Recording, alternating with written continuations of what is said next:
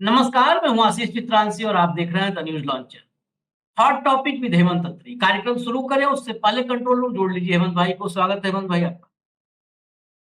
Supreme court वो अदालत, वो सर्वोच्च अदालत जिसके ऊपर हमारे संविधान की रक्षा की जिम्मेदारी है। कॉन्स्टिट्यूशन का कस्टोडियन जिसे कहते हैं। पिछले कई वर्षों से इस सुप्रीम कोर्ट पर, अपेक्स कोर्ट पर कई सारे सवाल खड़े होने। जिस अदालत पर कभी उंगली नहीं कोई उठाता था, उस अदालत की तरफ लोग संदेह की दृष्टि से देखने लगे, उस पर भरोसा कम होने लगा। और जब जजों के घर में जले हुए नोट बोरियों में मिलने लगे, तब तो विश्वास खत्म सा होने लगा। जब ये विश्वास खत्म हो रहा था, जो दौर अरुण मिश्रा से लेकर के गोगोई, रंजन गोगोई, फिर चंद्रचूड़ और अब जस्टिस खन्ना, ये दौर एक के बाद एक चीफ जस्टिस ऑफ इंडिया का दौर और हाई कोर्ट के जज के घर से लुटियंस में बोरियों में नोट। एकाएक 3 अप्रैल की तारीख सुबह सुबह सुप्रीम कोर्ट में एक इमरजेंसी मीटिंग कॉल की जाती। सुप्रीम कोर्ट के सारे जज 33 जज इस मीटिंग में शामिल होते और एक फैसला होता है, बड़ा धुआंधार फैसला। वो फैसला जब आपको अखबार के हेडलाइन में या टीवी के बुलेटिन के हेडलाइन में दिखेगी तो आपको लगेगा क्रांति होगी। लेकिन दरअसल ये फैसला 28 साल से चले आ रहे नाटक का सिर्फ एक अध्याय, मात्र एक अध्याय। ये कहते हैं ना कि जब आदमी लंबे सफर पे होता है तो बीच में कई स्टेशन आते, तो एक छोटा सा स्टेशन, लंबे से नाटक का छोटा सा स्टेशन है, बस जलपान के लिए रुके थे। इसको सबूत के साथ, तथ्य के साथ, पुराने आंकड़ों के साथ और दस्तावेजों के साथ हम आपको दिखाएंगे, बताएंगे। और वो सारा रिसर्च जमा करके लाए हैं हेमंत भाई। मैं हेमंत भाई के पास चलूं उससे पहले आपको, हम कहते हैं ना कि हमेशा हवा हवाई बातें लोग करते हैं, हम हमेशा दिखाते हैं, जो हम बताते हैं उसको दिखाते हैं। जरा वो दिखा दीजिए, आप सूची दिखा दीजिए कंट्रोल रूम। वो जजेज जो शामिल हुए, क्यों शामिल हुए, सब कुछ लिखा है इसमें, देखिए। 65 आप जजेज। अब चलिए ऊपर चलिए। The full court of the supreme court of India had resolved that judges should make a declaration of their assets on assuming office, and whenever they acquisition of a substantial nature in made to the chief justice. This also includes declarations by the chief justice of India placing the declaration of assets on the Supreme Court website will be on a voluntary basis. तो चश्मा नहीं है अभी तो बहुत छोटे छोटे font है, आप लोग पढ़ सकते हैं। अब नीचे चलिए, चल प्ले कर दीजिए। हाँ हाँ, चलिए फुल पहले कर देते तो हमको और सुविधा होती। अब देखिए द फॉलोइंग जजेज of supreme court have submitted their declaration of assets. Sanjiv Khanna से लेकर के, चीफ जस्टिस संजीव खन्ना से लेके भूषण गवई जो अगले चीफ जस्टिस होने वाले हैं, सूर्यकांत उनके बाद होने वाले हैं, अभय अशोक, विक्रमनाथ, जेके माहेश्वरी करके चला दीजिए, पूरी सूची चला दीजिए आप। नाम एक एक का पढ़ना कहां तक पढ़ेंगे, चला दीजिए। और विंडो में ले लीजिए हेमंत भाई को, इसको प्ले कर दीजिए, आप लोग पढ़ते रहेंगे। और विंडो में हेमंत भाई को आप ले आइए कंट्रोल रूम, फटाफट ले आइए विंडो में ले आइए। हाँ, ये सब 33 जज शामिल हुए। अब हेमंत भाई के पास चलते हैं। हेमंत भाई, ये 33 जज और दूर से देखने पे बड़ा क्रांतिकारी फैसला है, लेकिन ये नाटक कब से चला आ रहा है? नाटक बोल रहे हैं बड़ी जिम्मेदारी के साथ। सुप्रीम कोर्ट के जजेज हैं, माननीय हैं, उनका पूरा सम्मान है, लेकिन ये नाटक, इसका सम्मान नहीं कर सकते। नाटक बड़ा लंबा है, जरा नाटक के पन्ने पलटिए पुराने वाले। आशीष भाई नमस्कार, आपको सारे दर्शक साथियों को। देखिए, आपने जो ये सूची दिखाई, ये सारा ये ऑर्डर दिखाया, ये सुप्रीम कोर्ट की जो फुल बेंच जिसको कहते हैं, जिसमें कंप्लीट जजेस सारे के सारे, इस समय 34 की सेक्शन स्ट्रेंथ है, 23 जज बेंच पर है इस समय सुप्रीम कोर्ट में। तो 33 के 33 ने 1 तारीख को, 1 अप्रैल को, अप्रैल फुल डे को एक मीटिंग की और उस मीटिंग के अंदर ये फैसला किया कि न्यायपालिका में पारदर्शिता और जनता का भरोसा बनाए रखने के लिए सभी 33 जजों ने एक मत फैसला किया है कि वो अपने सारी की सारी संपत्तियां सीजीआई को सौंपेंगे और जो उस संपत्तियों को वेबसाइट पर सार्वजनिक करने का फैसला होगा वो ऐच्छिक होगा, वॉलंटरी होगा। यानी कि आशीष चित्रांशी अपने जो सीजीआई है उनको अपना कंप्लीट सारा प्रॉपर्टी का एसेट लायबिलिटी सारी चीजें देंगे, लेकिन उसको वेबसाइट पे डाला जाए या नहीं डाला जाए ये आशीष चित्रांशी तय करेंगे। सौंपना एक बात है, सार्वजनिक करना दूसरी बात है। और इसके लिए सभी जजों ने एक मत फैसला किया कि इसके तरीके और नियम जल्दी ही तय कर दिए जाएंगे। ये तो 1 अप्रैल का फैसला है। इसकी बैकग्राउंड आप समझ सकते हैं। जस्टिस यशवंत वर्मा के यहाँ जो कुछ भी हुआ, उसके बाद पूरी न्यायपालिका की कार्यप्रणाली जिस तरीके से संदेह के घेरे में आई, तमाम देश में उसकी विश्वसनीयता प्रभावित हुई और उसके कामकाज पर उंगलियां उठी। उसके बाद सुप्रीम कोर्ट ने ये सारा फैसला किया। दर्शक साथियों के लिए बता दूं, ना तो इसमें कुछ नया है और ना ही कोई ऐसी क्रांतिकारी चीज हो गई है जिससे कि आपको बहुत ज्यादा आह्लादित होने की जरूरत है या बहुत वो होने की जरूरत है। ये जो सारा कार्यक्रम है ये 1997 से चला आ रहा है, 1997। आपने ठीक कहा इंट्रोडक्शन में कि 28 साल से चला रहा है। 1997 में अगर आपको याद हो, चीफ जस्टिस थे जस्टिस JS वर्मा। उनकी अध्यक्षता में फुल कोर्ट का मतलब होता है सारे जजेस में बैठे थे, फुल कोर्ट की सुप्रीम कोर्ट की बैठक हुई थी और उसमें प्रस्ताव हुआ था कार्यभार ग्रहण करने के साथ ही सभी जज खुद और अपनी पत्नी के नाम पर सभी असेट, जो भी आपके पास संपत्ति है, सभी लायबिलिटीज और उसके अलावा जो भी आपके पास रियल एस्टेट है और जो भी आपकी इन्वेस्टमेंट है शेयरों में इधर उधर कहीं जो भी है, वो सारे का सारा अपना जो भी खर्चा है जमा वो सारा सीजीआई को देंगे। लेकिन तब ये तय हुआ था कि ये जनता को दिखाने के लिए नहीं, केवल सीजीआई के लिए होगा। तो ये 97 में ये व्यवस्था की गई थी। उसके बाद आप चल पड़ी आगे। 8 सितंबर 2001 को सुप्रीम कोर्ट की फिर फुल बेंच हुई 12 साल बाद। उसके अंदर यह फैसला हुआ कि सभी जजों की संपत्तियां सुप्रीम कोर्ट की वेबसाइट पर होंगी, लेकिन वॉलंटरी बेसिस पे। आज भी वहीं खड़े हो आप कि संपत्ति देंगे आप सीजीआई को और उसको सार्वजनिक करना है नहीं, वो आपका वॉलंटरी रहेगा। तो ये फैसला 8 सितंबर 2009 को भी हुआ था, वॉलंटरी बेसिस पे। ये सारी जो सुप्रीम कोर्ट की वेबसाइट पर आया और कुछ हाई कोर्ट्स ने भी इसका अनुसरण किया। ये 8 सितंबर 2009 का है। इससे पहले के दर्शक बोर होने लगे, सबसे बड़ी ब्रेकिंग खबर पहले बता देता हूं, उसके बाद फिर पूरी बैकग्राउंड में चलेंगे। बोरियत का भी ध्यान रखना है। अब आपको जानकर हैरानी होगी कि अब फुल बेंच की मीटिंग क्यों करनी पड़ी 1 अप्रैल को। यह है ना असली खेल। तो सुप्रीम कोर्ट की वेबसाइट, दर्शक साथियों को बता दूं कि पिछले 7 साल से 2018 से अपडेटेड ही नहीं है। सुप्रीम कोर्ट की वेबसाइट पिछले 7 साल से 2018 से अपडेटेड नहीं है। यानी कि जितने भी मौजूदा जज हैं जो इस मीटिंग में थे, उनमें से किसी की भी संपत्ति का कोई विवरण नहीं है और सही मायने में करें तो उनका नाम भी नहीं है। जब अपडेटेड नहीं है तो नाम कहां से होगा। उन्होंने जो संपत्ति का कोई विवरण नहीं है जो उन्होंने सीजीआई को सौंपे हैं। इस पर आज की तारीख में जब मैं और आप बात कर रहे हैं, 33 में से 30 जज ऑलरेडी सीजीआई को अपनी संपत्ति का विवरण दे चुके हैं। 3 बचे हुए हैं, 33 ने दे दिया है। जिन्होंने विवरण सीजीआई को सौंपा है उनमें से किसी का भी जो विवरण है वो वेबसाइट पर नहीं है, क्योंकि वेबसाइट अपडेट नहीं हुई। ये है जुडिशरी की पारदर्शिता, जुडिशरी की कार्यकुशलता, जुडिशरी की एफिशिएंसी, जुडिशरी की अकाउंटेबिलिटी, जवाबदेही जनता के प्रति। 2018 से वेबसाइट अपडेटेड नहीं, 33 में से 30 जज दे चुके हैं, अपडेटेड नहीं। ये है। तो ये पहले जजों की जो घोषणा, मजेदार बात ये है 2018 से पहले जो भी सुप्रीम कोर्ट में जज थे उन्होंने भी तो ये घोषणाएं की थी ना, सारी संपत्तियां दी थी, वो भी हट चुकी है। जो पिछले जज थे उनकी भी प्रॉपर्टीज नहीं मिलेंगी आपको। तो ये सुप्रीम कोर्ट के आज का मौजूदा हाल ये है कि 2018 से आपकी वेबसाइट अपडेटेड नहीं है, सुप्रीम कोर्ट जजेस के डिटेल्स अपडेटेड नहीं है, उनकी प्रॉपर्टीज, एसेट, लायबिलिटीज अपडेटेड नहीं है।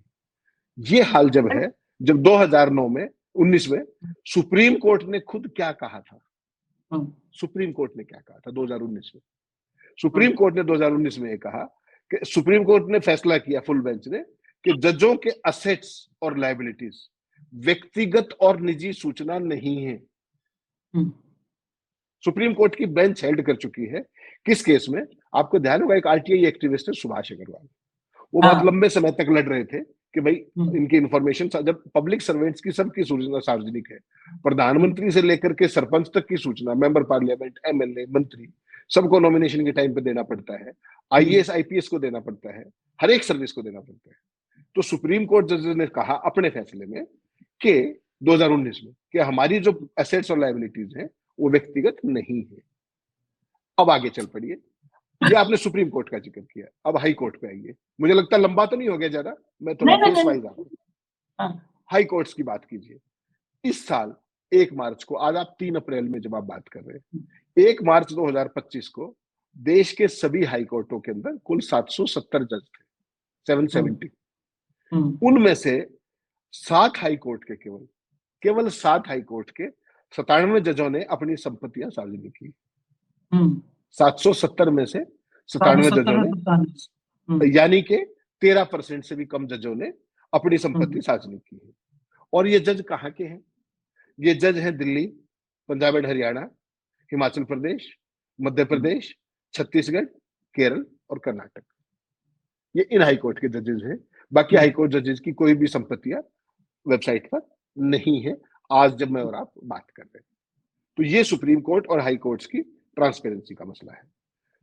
इसको लेकर के पार्लियामेंट के अंदर भी कानून बनाने की बात आ चुकी, सरकार से सवाल भी पूछा गया पार्लियामेंट के अंदर। पार्लियामेंट के अंदर आपको ध्यान हो, 2009 के अंदर एक कानून बनाने की बात आई थी, न्यायाधीश संपत्ति विधेयक, 2009 में आया था वो, यूपीए 2 के टाइम में।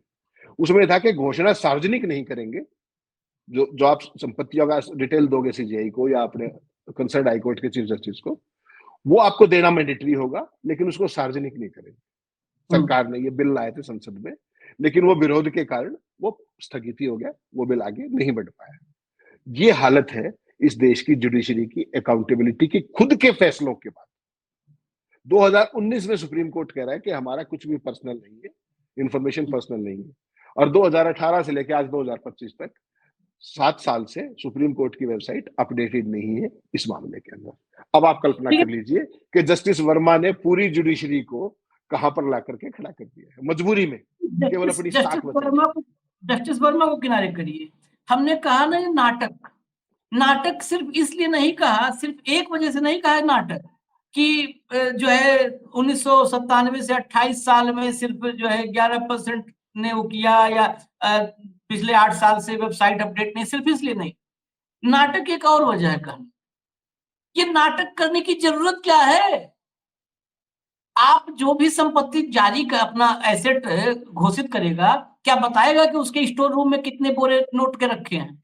वो तो बताएगा नहीं। फिर असली नाटक इसलिए बोला कि इस नाटक की जरूरत क्या है? जब आपके स्टोर रूम में बोरियों में नोट रखे हैं तो क्यों नाटक करना? आईएएस आईपीएस इस देश में कर रहे हैं ना, एसेट अपना जारी करते हैं ना, हेमंत भाई, कर रहे हैं ना, राजनेता कर रहे हैं ना। जब राजनेता और आईएएस आईपीएस कर रहे हैं तो न्यायपालिका छोड़ करके इस देश में विधायिका और कार्यपालिका में, ब्यूरोक्रेसी में और पॉलिटिक्स में, यहाँ पर तो जीरो करप्शन हो जाना चाहिए था।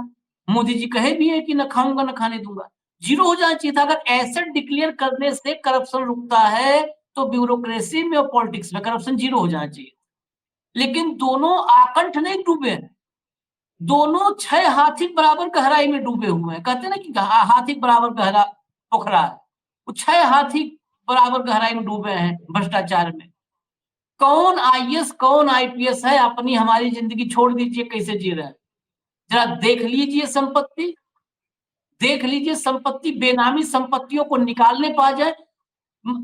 आप ब्यूरोक्रेसी को बहुत करीब से देखे हैं, चंडीगढ़ आप भी बैठे सूचना आयुक्त बन के, पत्रकार ऑलरेडी है तो पत्रकार की निगाह जो है वो हमेशा बनी रही। हम लोगों ने देखा है, कौन सा, अगर हम बोलने लगेंगे तो लोग कहेंगे कि लाओ सबूत लाओ, तुम ही जाओ खोज करके, यहाँ सिस्टम ये है। नहीं तो गिना दे, आकंठ डूबे हैं। जितना जिंदगी भर आदमी नहीं कमा पाता है उतना तो कई हैं एक ही दिन में सुबह शाम में कमा लेते हैं। जितना जिंदगी भर नहीं कमा पाता, सुबह शाम में वाले न्यारे कर देते हैं। विभागों में इंजीनियर हैं, ऐसे ऐसे लोग हैं जो रेड वाली ब्रिगेड है ना, आजकल रेड ब्रिगेड, जो छापेमारी करते हैं करप्शन रोकने के लिए, विजिलेंस में, फलाने में, ईडी में, सीबीआई में, इनकम टैक्स में, वो एक छापेमारी के बाद उनके घर पर देखिए जश्न होता है। एक छापा मार के जब लौटता है पति उनका तो जश्न होता है। क्या करोगे भैया एसेट जारी करके?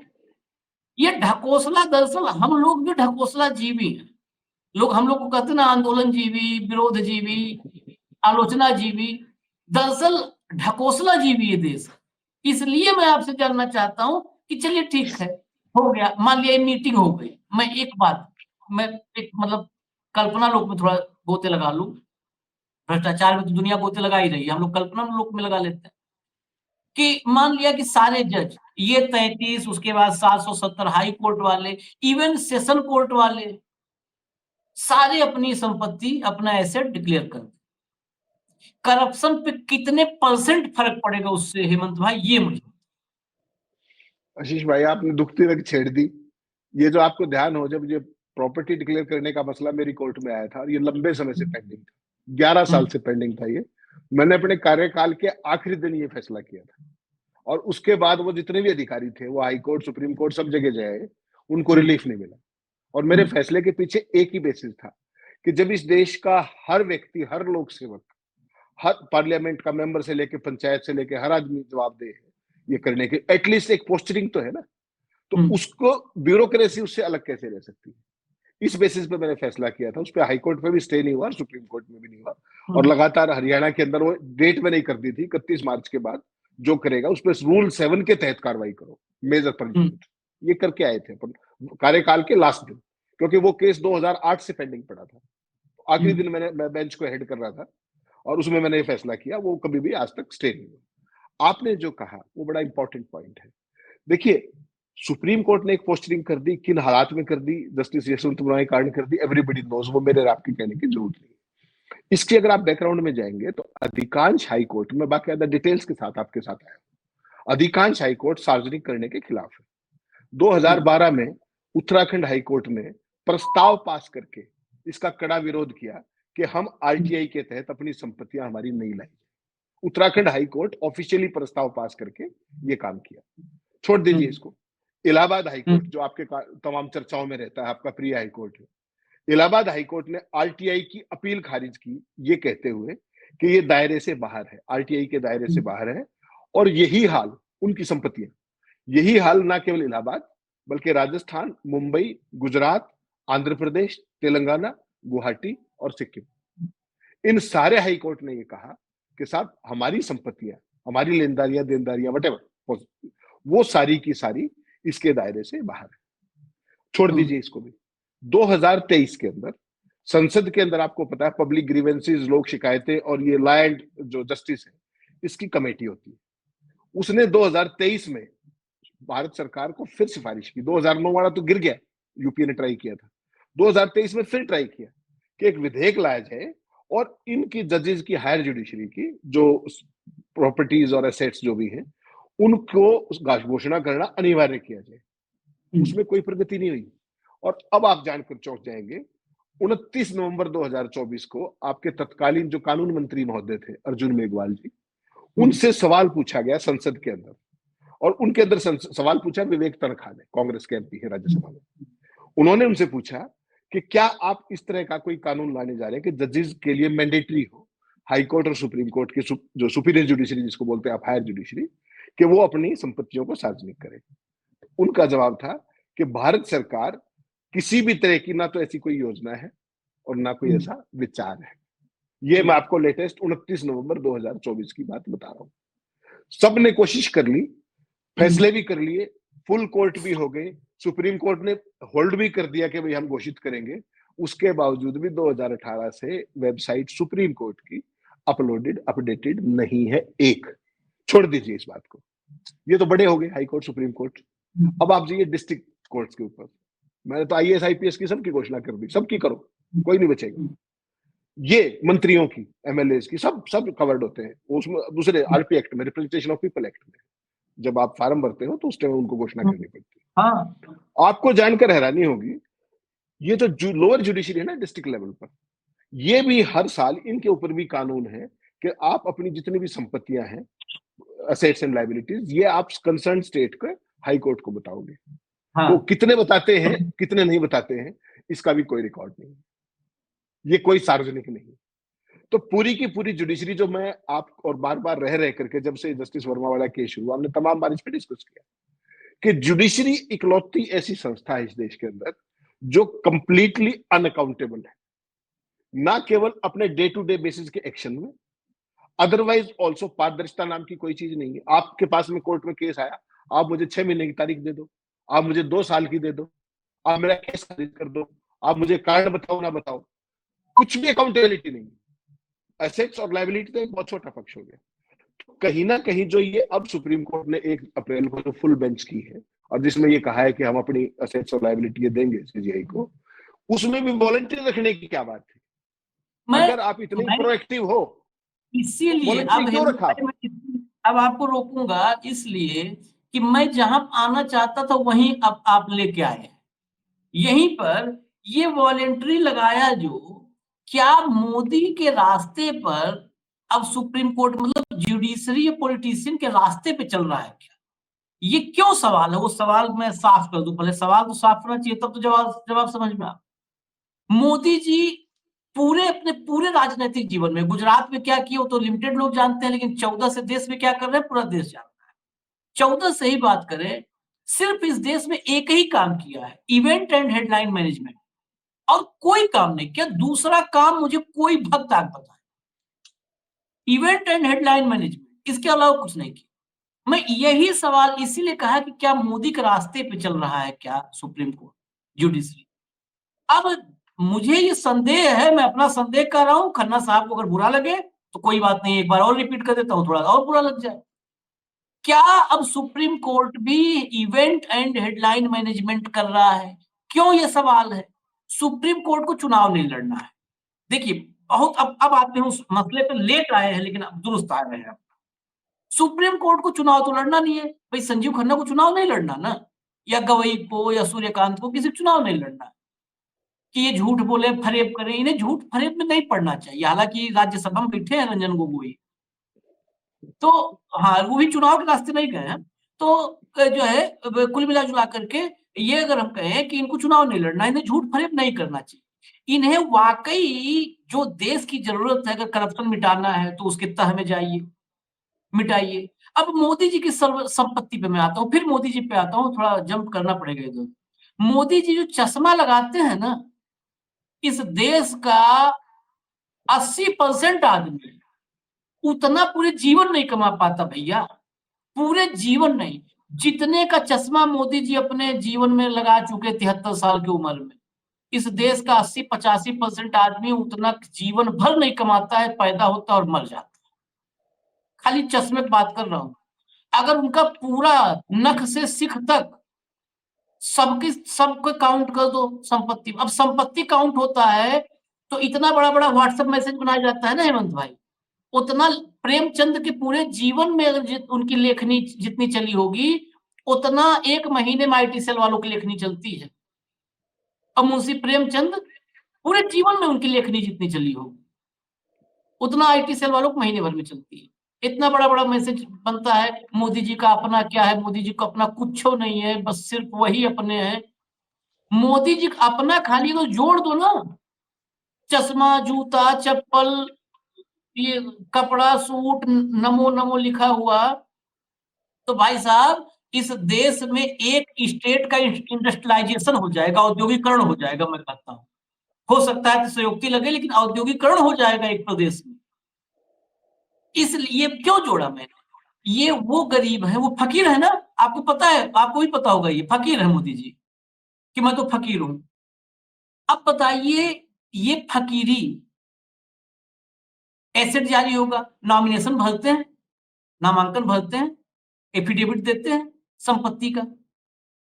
अब उनके एफिडेविट और उनके इस लग्जरी लाइफ, वो जो लग्जरी झेल, मतलब झेल रहे हैं, वो लाइफ, उन दोनों कोई साम्य है? मैं फिर उसी सवाल पर आ रहा हूं, क्योंकि वो सेटिस्फाई नहीं हो मैं हो पा रहा हूं। क्या अब ये खन्ना साहब या सुप्रीम कोर्ट ये मोदी के रास्ते पे चल रहा है क्या? इवेंट एंड हेडलाइन मैनेजमेंट पे चल रहा है। आशीष भाई देखिए, जो आज के तारीख में हालात है, आप बिल्कुल ठीक कह रहे हैं। आज की तारीख में एक तरीके का ये डैमेज कंट्रोल एक्सरसाइज है, जो यशवंत वर्मा के बाद जुडिशरी के कामकाज को, जुडिशरी की ईमानदारी को, न्यायपालिका की उस पारदर्शिता को, जवाबदेही को, जितने भी सवाल उठ रहे थे, उसको काउंटर करने का एक ये तरीका अपनाया गया है और आनन फानन में अपनाया गया है। इसकी जरूरत नहीं थी। अगर आप केवल पिछले फैसले को ही लागू कर देते, अपने ही 2019 के सुप्रीम कोर्ट के बेंच के फैसले को लागू कर देते, तो इसको रिट्रेट करने की जरूरत ही नहीं थी। अपनी वेबसाइट को ही अपडेट कर देते, बस कुछ भी नहीं करना था। 19 का फैसला है आपका बेंच का कि हमारी जो प्रॉपर्टीज हैं वो प्राइवेट नहीं है, आरटीआई के दायरे से बाहर नहीं है, ये सुप्रीम कोर्ट ने होल्ड किया था। तो आपको ये प्रेस नोट जारी करने की जरूरत नहीं थी। 1 अप्रैल को फुल बेंच बुलाने की जरूरत नहीं थी। आप केवल ये कहते हैं कि in continuation of honourable supreme courts order dated so and so, हमने ये वेबसाइट हमारी अपडेट हो गई है और इसके अंदर हमारा ये है। और उसमें फिर जब आपने ये किया, डैमेज कंट्रोल भी किया कि हम सारे घोषणा करेंगे, उसमें फिर वही सेंटेंस जोड़ दिया कि इट विल बी वॉलंटरी। तो वो बात वही होगी जो मोदी जी करते।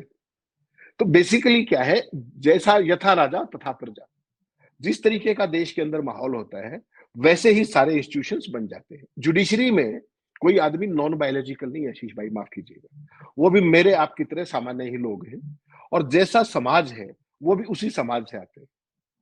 और समाज का कोई वर्ग आज की तारीख में इन बुराइयों से नहीं बचा हुआ है, माफ कीजिएगा, पत्रकार हो, कोई भी वर्ग हो, जो अरे सामाजिक पत्रकारों को कोठी देख लेंगे आप ना नोएडा में, तो 3-4 दिन खाना नहीं हजम होगा। हम लोग तो किराए नहीं, का 2 दिन थक गए। तो, हाँ।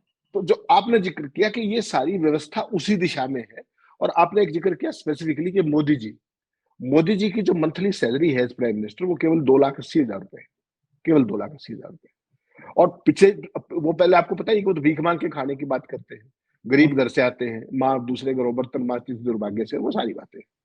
उसके बावजूद प्रधानमंत्री जी का ऑन एनी गिवन डे कोई एक फोटो, जो मोदी जी के जो प्रिय भक्त हैं जो आपके यहाँ आते हैं रेगुलरली, उनमें से कोई एक फोटो निकाल करके वो दिखा दीजिए भक्तों को, और उसमें बता दीजिए कि उस दिन केवल उस एक फोटो के अंदर प्रधानमंत्री जी का टर्नआउट कितने रुपए का था। वो शर्ट, वो पैंट, वो पेन, वो चश्मा, वो जूता, जो कुछ भी उनके शरीर में है, at any point in time कोई एक फोटो। और मोदी जी दिन में कम से कम 4 या 5 कपड़े बदलते हैं। उनकी सैलरी ऑफिशियली पर मंथ 2,80,000 रुपए ऑफिशियली। उसके अलावा जो एक कपड़े का ये सारा सिस्टम होता है, जहां तक मेरी जानकारी है, वो आपको व्यक्तिगत तौर पर, वो राष्ट्रपति नहीं, प्रधानमंत्री का जो है वो व्यक्तिगत होता है। तो ये इतने कपड़े, इतना शानो शौकत, इतनी रईसी, केवल कपड़ों की बात कर रहा हूँ, वेशभूषा की। बाकी तो सरकारी जहाज है 8,500 करोड़ रुपए का, वो अपने क्या नाम, तमाम गाड़ियों का काफिला है, वो सारी चीज अलग है, एसपीजी है, उसको अलग कर दीजिए। जो प्रधानमंत्री जी का डेली टर्नआउट है 4 जोड़ी कपड़ों का, वो मोदी जी का एक दिन का जो है वो पूरे साल की सैलरी में भी नहीं कर सकते आप, प्रधानमंत्री जी की हाँ सैलरी। हाँ। तो उसमें जब प्रधानमंत्री ये सब कर रहे हैं, तो जुडिशरी ने ये कर दिया, तो इसका मतलब तो ये देश ने स्वीकार कर रखा है ना, country has already accepted it. भाई आप अपने आप को कहते गरीब हो, कहिए, अच्छी बात है, गरीब कहिए, तो आपकी गरीबी कहीं दिखे भी तो। आपकी जेब में जो पेन है वो कितने रुपए का है, आपका जो चश्मा है वो कितने रुपए का है, जो आप शाल ओढ़ते हैं अलग अलग मौकों के ऊपर, जो आप अलग अलग वस्त्र धारण करते हैं, धारण नहीं करते हो, पहनते तो मेरे आप जैसे गरीब है, वो नॉन बायोलॉजिकली धारण करते हैं। तो मोदी जी का जो टर्नआउट है उसका खर्चा कहां से आता है, ये कोई पूछता है क्या इस देश के अंदर? वो स्टाइल स्टेटमेंट हो गया, जो कुछ वो पहले वो स्टाइल स्टेटमेंट है। आज की तारीख में हिंदुस्तान में मोदी जी भक्तों के सबसे बड़े फैशन आइकन है, इसमें तो आपको कोई आपत्ति नहीं ना। लेकिन उस फैशन की फाइनेंसिंग कहां से है, क्या ये सवाल पूछने की हिमाकत में और आप कर सकते हैं? और जब नहीं कर सकते तो जुडिशरी ने भी वही लाइन ले ली, तो क्या फर्क पड़ता है? जो जुडिशरी 97 में एक बात कह चुकी है कि हम ये करेंगे, आज भी आप उसको 33 में से 30 जजों ने आपको डिक्लेयर कर दिया कि भाई हमारी ये संपत्ति है, तो भाई वेबसाइट पे क्यों नहीं है वो? और वेबसाइट 2018 से अपडेटेड क्यों नहीं है? पूरा पूरा आखिर में अगर 2 लाइन में इसको समझना हो तो मैं बताऊं, ऐसे समझना है। ये जो हुआ है उससे अलग। मान लिया मेरा भाई स्मगलिंग के माल के साथ, हवाला के पैसे के साथ और ड्रग्स के साथ पकड़ लिया गया, मान लिया, तीनों चीज जोड़ दिया, ड्रग्स, हवाला पैसा और सब कुछ एक साथ, स्मगलिंग का माल सब एक साथ मिला और पकड़ लिया। अब मामला आया मेरे पास कि आपका छोटा भाई पकड़ा गया है। मैंने कहा अपनी पत्नी से, अपने बेटे से, माँ से, सब अपने अपने बक्सा खोल के सूटकेस दिखा दो, अपना अपना सूटकेस सब दिखा दो। और सबने अपना अपना सूटकेस दिखा दिया, सबके सूटकेस में 1 रुपया नहीं है, खाली वही सूती कपड़े हैं, सामान्य। तो क्या फिर मेरे भाई से ड्रग्स का, स्मगलिंग का सारा पाप धुल गया? कोर्ट भी बरी कर दी। ये उदाहरण हम दिए हैं तो समझ गए होंगे। ये एक जज साहब के घर में से नोटों बोरियां पकड़ा रही हैं, तहसुओ ब्याह में खुरपी गीत गा रहे हैं सुप्रीम कोर्ट में लोग, जज साहब लोग। शादी हंसिया की है और गीत खुरपी गा रहे हैं। उस पे एफआईआर के लिए सीजीआई साहब ने भी नहीं किया, एफआईआर करो, चलो चलो, ये भी इस देश का नागरिक है, अब इतना पकड़ा के चलो एफआईआर करो। इसके मामले में ईडी ने नहीं कहा कि ईडी पहुंच जाए सुप्रीम कोर्ट के, सीजीआई जो हमारे देश के सीजीआई आदेश करें, ईडी पहुंचे और अपनी बेगुनाही जज साहब साबित करें। यही तो होता है पीएमएलए में, आरोप लगा दो, बेचारा वो बेगुनाही साबित करे। तो ये कर देते, बेगुनाही साबित करते कि नहीं हमारा पैसा नहीं था, फलाने का था, वो रख के गए थे, कहे थे 3 दिन रख लो भाई साहब, 3 दिन का मामला है, 3 दिन में हम उठा लेंगे अपना पैसा, किसी और का ही नाम बता देते, मनी ट्रेल जोड़ देते। उतना पैसा अगर कहीं विपक्षी दल के किसी नेता घर में मिला होता ना, तो पता है वो उमर अब्दुल्ला से लेकर के और पिनरई विजयन तक सबका कनेक्शन जोड़ दिए होते सब, कि उसमें एक गड्डी पिनरई विजयन की थी और 2 नवीन पटनायक ने रखवाया था कि तबीयत खराब है, ऑपरेशन की जरूरत, कभी सर्जरी जरूरत हो तो 2 गड्डी मेरा पहुंचा देना। सबका जोड़ दिया होता है ईडी वालों ने भैया, बहुत इसलिए मोटी बात में कहूं। और यहाँ मीटिंग करके बता रहे हैं एफआईआर नहीं होगी, नोट पकड़े जाने, मीटिंग करके कि अपनी अपनी जो है संपत्ति सार्वजनिक कर दीजिए, डिक्लेयर कर दीजिए एसेट्स, और वो भी वेबसाइट पर जाएगा या आप पे डिपेंड है, आप चाहोगे तो जाएगा, नहीं जाएगा। वाह वाह, अरे तमाशा गजब का इस देश में चल रहा है। 143 करोड़ की आबादी है, सबने मान लिया है, जिसकी नौकरी लग गई इस देश में, जिसकी भी नौकरी लग गई, ये नेता भी नौकरी वाले ही है, नौकरी कर रहे हैं, रोजगार है इनके पास, तभी देखिए अपने बेटे के रोजगार के लिए परेशान रहते हैं। राजनाथ सिंह आज तक छोटे वाले के रोजगार के लिए परेशान है, छोटा वाला नहीं सेटल हो पाया है, बड़ा वाला तो सेटल है। तो ये रोजगार जिसको इस देश में मिल गया है, राजनीति में हो, ब्यूरोक्रेसी में हो, न्यायपालिका में, वो इस पूरे देश को मूर्ख मान लेता है। जैसे ही रोजगार मिला वो मूर्ख मान लेता है कि इनकी आंख में धूल जो कोई सब कहाँ अनपढ़ जाहिल कीड़े मकोड़े हैं नाली के, यही भाव है।